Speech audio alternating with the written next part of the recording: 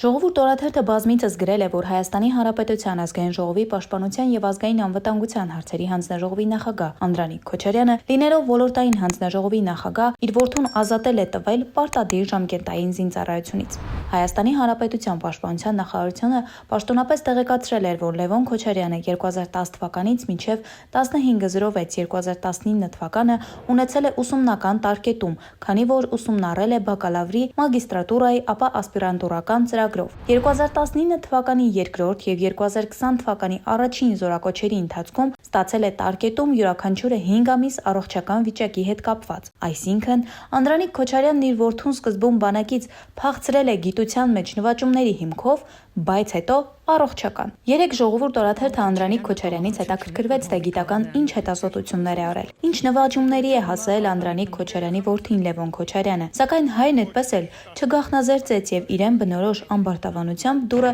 շրխկացրեց հարց տվող լրագրողի վրա։ Հիմա ձեր գիտնական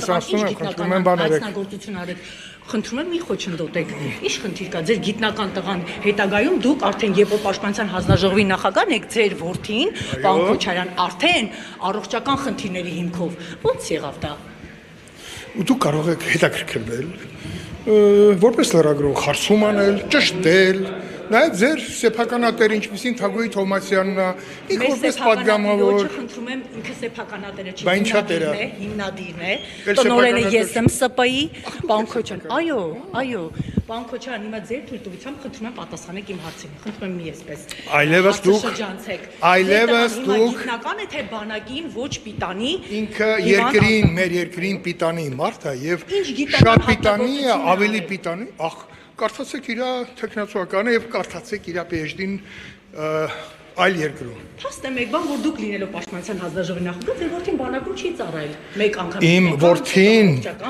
անցել է պատերազմ, իսկ դուք եւ ձեր բարեկամները հաստատ ոչ միտեղ չեք եղել։ Մտավախություն չունեք։